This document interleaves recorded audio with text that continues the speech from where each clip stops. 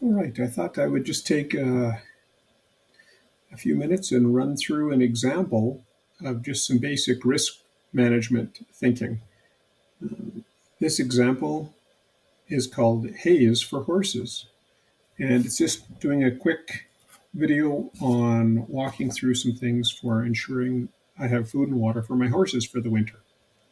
It'll demonstrate how we probably think about a lot of these actions already and just puts it into a little bit more stepwise, although not really technical format.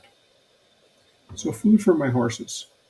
So, yesterday I got 12 round hay bales delivered, and this should last me through the winter.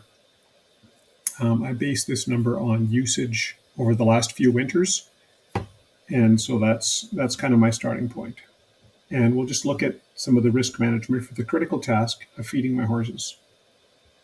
So if that's my task, ensuring that my horses have enough food and water for the winter, what resources do I need? Well, I need hay. Right now they're on pasture, so they just forage, and I'll let them do that as long as they can. And while the grass will lose a lot of its nutritional value, they can keep eating until it either runs out, or if we get a lot of snow, so they can't paw through it to get to the grass, or if you get some snow and melt and a crust forms and makes it harder for them to get through it. So I could also buy baled hay, small square or big round bales. Well, there's the big square, but I'm using big rounds this year. In the past, I've also gotten a few small squares just to keep in a shed right beside the pens, in case I'm either unable to do the feeding or I have issues with my equipment. But this year I'm just got the big rounds. But so small square, I would need the hay. Have to make sure there is some. I'd need my truck to go and get the hay, and then that's it. I'd unload it and it would be there, and I would just feed the horses with that. The big round, I need the hay. I need my tractor to move the hay. So this is what I have so far, just the big rounds. The risk is that I run out of bales prior to spring. And this could be due to a variety of factors: extreme cold weather, horses, needing more food to stay warm, miscalculation. I try and mitigate this by basing it on past usage or the past few years. And there's other things that could play into that as well. And the result would be that horses don't have enough food. So if I run out of bales, I could buy more bales. Now that's assuming there are bales available. I checked with a couple of suppliers, local farmers, so I don't have to go very far at all.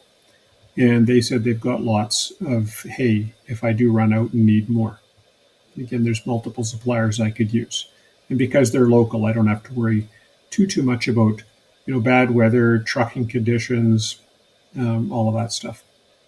Supply chain issues. I could try and sell some horses. I have actually sold 2 horses recently, so my needs should be reduced because of that. I use slow feeder netting to make the bales last longer. I've got a couple of ponies that will just eat and eat and eat. And even the big horses, it slows them down, helps prevent a little bit of wastage. And I usually let the small ponies eat for a few hours, and then I fence it off, the food off, so they can't just sit and eat all day long. And I've got a bale feeder that I put the big rounds into, and that also reduces wastage. So those things should make it last longer. Moving the hay. So I've got my tractor, but if it fails to start in very cold weather or breaks down, I'll be unable to move the bales, resulting in no food for the horses. So mitigation. I've pre-positioned some bales close to the horse pens so that I can 4K to them if need be, while I'm getting the tractor repaired or if the weather just has to warm up a wee bit. I've moved my tractor closer to an electrical outlet so I can plug it in and to keep it warm. Preventative maintenance on the tractor. Have critical spare parts on hand. So whether that's a fan belt, different ways to move the bales. If your bucket fails, you could have a 3-point hitch spike and move it that way. And so just looking at different critical parts.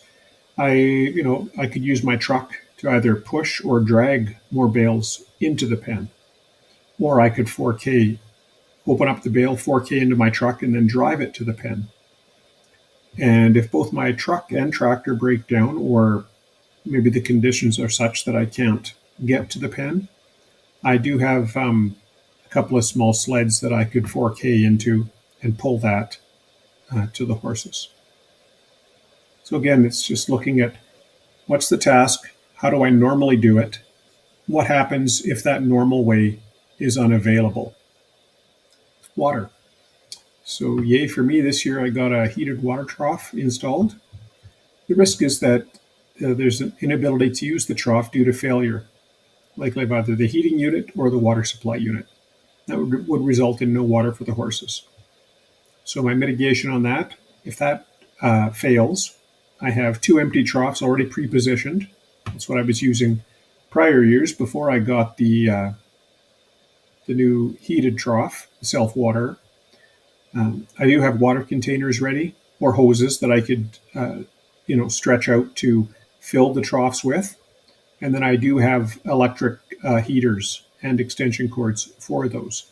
I also still have a propane heater and propane that I can use to heat the troughs. That was from the very first year we were here on our property, and we didn't have electricity to where I needed it. So I had a propane heater. So that is basically it. And again, it's quick and easy. It doesn't have to be complicated. It doesn't have to be fancy. You don't need a whole bunch of definitions, but just kind of walk through what's the task that you're doing, what resources, what do you need to do that task, and then what happens if some of those things you need are unavailable. That's it. Hope it made sense. Hope you enjoyed it. Share it, like it, subscribe if you like. Talk to you more soon.